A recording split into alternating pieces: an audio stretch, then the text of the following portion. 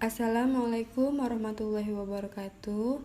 Perkenalkan, nama saya Bening Prameswari Susilo, mahasiswa jurusan Pendidikan Guru Sekolah Dasar, kelas 6C, Universitas Islam Riau.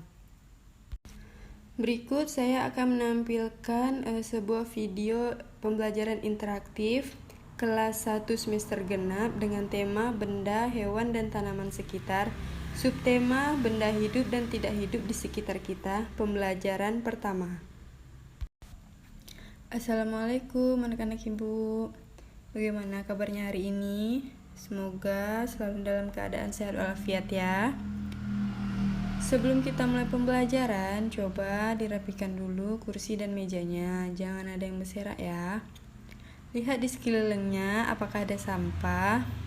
Jika ada sampah, tolong dipungut dan dibuang dulu ke tong sampah ya. Apabila kelas dalam keadaan bersih, maka kita akan nyaman juga selama proses pembelajaran. Sebisa mungkin kebersihan di kelas dijaga hingga akhir pembelajaran. Ketua kelas, tolong pimpin doa teman-temannya ya. Baik, Ibu akan mengabsen kehadiran Ananda semua. Anissa Hairani, Nurrahmawati, Titin Gustia Widel, Elsa Guslia Mary, Elnia Tika, hadir semua ya, bagus. Anak-anak ibu masih ingat mengenai pembelajaran kita sebelumnya? Iya, pembelajaran kita sebelumnya mengenai kebersihan lingkungan kita. Lingkungan yang dimaksud yaitu lingkungan tempat tinggal, lingkungan sekolah, dan lingkungan kelas. Benda-benda atau barang-barang yang terdapat di lingkungan kita harus kita rawat, kita jaga agar selalu bersih, rapi, tentunya ya. Pembelajaran kita selanjutnya kita masuk ke tema baru. Nah, di sini kita pada pembelajaran pertama kita akan membahas mengenai benda-benda yang ada di lingkungan kelas kita. Sebelum kita mulai pembelajaran hari ini, Ibu ingin menyampaikan tujuan pembelajaran yang hendak kita capai selama proses pembelajaran. Yang pertama, anak-anak Ibu akan disajikan sebuah gambar dan anak-anak Ibu mampu menirukan kosakata yang telah Ibu ucapkan mengenai berbagai jenis benda yang ada di lingkungan kelas kita. Selanjutnya, anak-anak Ibu mampu untuk menyebutkan simbol dari sila-sila Pancasila yang ada di lambang negara atau yang ada di Pancasila, yaitu Garuda. Yang terakhir, setelah anak-anak Ibu mampu untuk menyebutkan simbol-simbol Pancasila, anak-anak Ibu mampu untuk menyebutkan bangun ruang dan bangun datar menggunakan benda yang ada di sekitar kelas kita. Anak-anak Ibu, ada yang bisa tidak menyebutkan benda-benda yang ada di lingkungan kelas kita?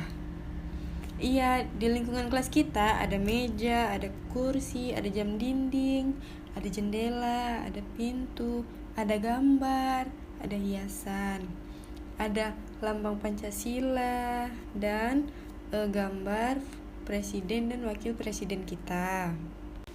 Nah, di sini Ibu memiliki gambar yang serupa dengan benda-benda yang ada di lingkungan kelas kita.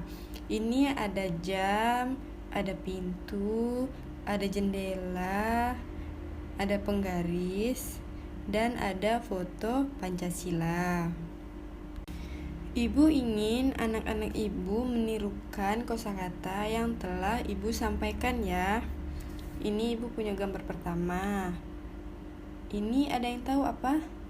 Jam, karena anak-anak sudah tahu ya, karena melihat dari sebuah gambar. Nah, di sini ada tulisan yang bertuliskan jam. Coba ditirukan. Pintar. Selanjutnya ada pintu. Nah, setelah itu ini jendela. Nah, kita ke gambar selanjutnya yaitu simbol Pancasila. Ada yang tahu yang tengah ini bergambar apa? Bintang, pintar. Yang di sebelah kanan itu bukan kerbau ya, itu kepala banteng. Dan yang sebelah kirinya pohon beringin. Nah, di bawah kepala banteng ada padi dan kapas, dan di sebelahnya ada rantai. Nah, anak-anak ibu bisa menirukan kembali apa yang ibu ucapkan ya. Ini apa? Bintang. Ya, ini kepala banteng. Ini pohon beringin.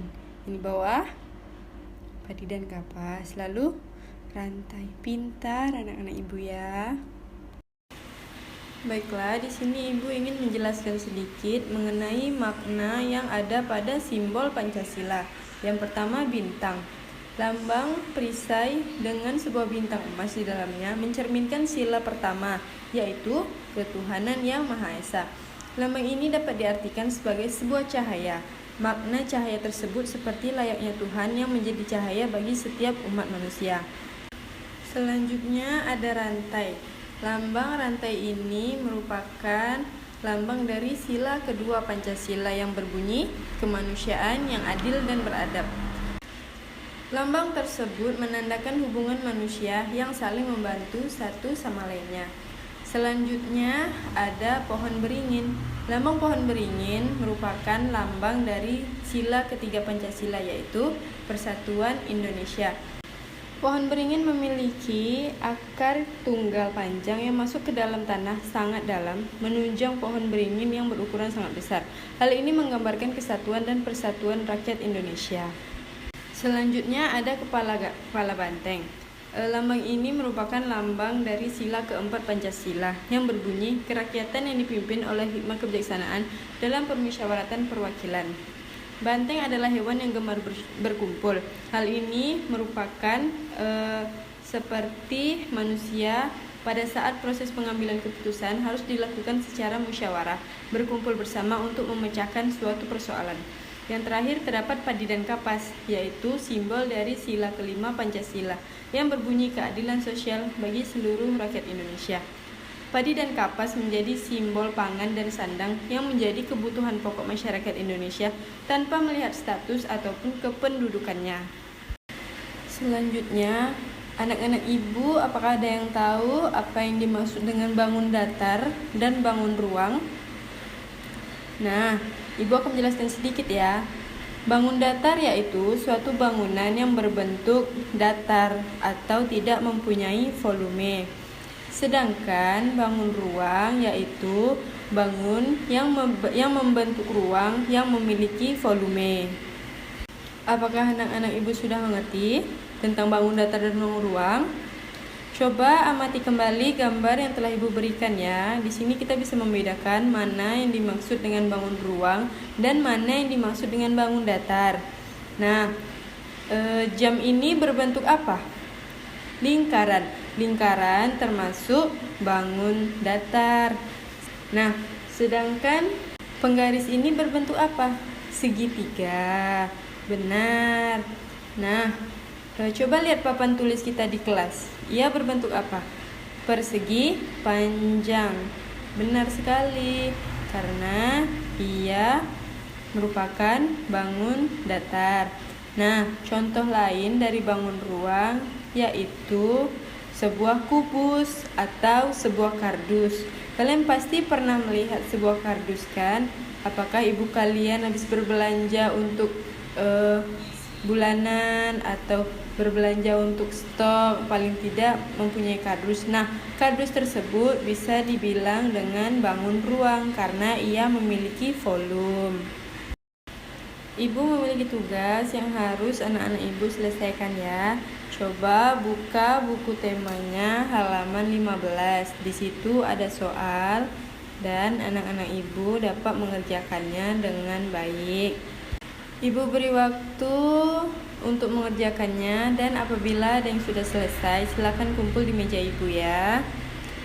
Dan apabila anak-anak ibu ada yang mengalami kesulitan atau ada pertanyaan yang ingin ditanyakan, tanyakan langsung kepada ibu ya. Jangan mengganggu teman-teman lainnya.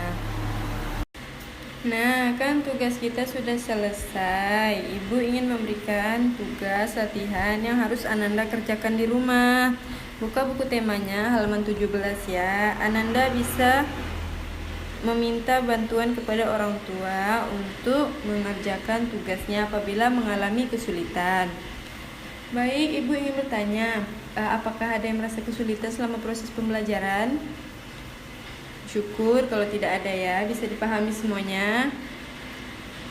Coba anak-anak sampaikan kembali apa yang kita pelajari hari ini. Ya, kita mempelajari mengenai benda-benda di sekitar kita. Juga mengetahui makna dari lambang Pancasila, mengetahui simbol dari Pancasila, serta bangun ruang dan bangun datar pintar. Baik, mungkin cukup sampai di sini pembelajaran kita hari ini. Kita lanjutkan di pertemuan selanjutnya. Jangan lupa mengerjakan tugas yang telah Ibu beri. Rapikan kembali kursi dan mejanya seperti awal pembelajaran. Ketua kelas, tolong pimpin doa teman-temannya ya. Ibu sudahi pembelajaran hari ini. Ibu tutup. Assalamualaikum warahmatullahi wabarakatuh.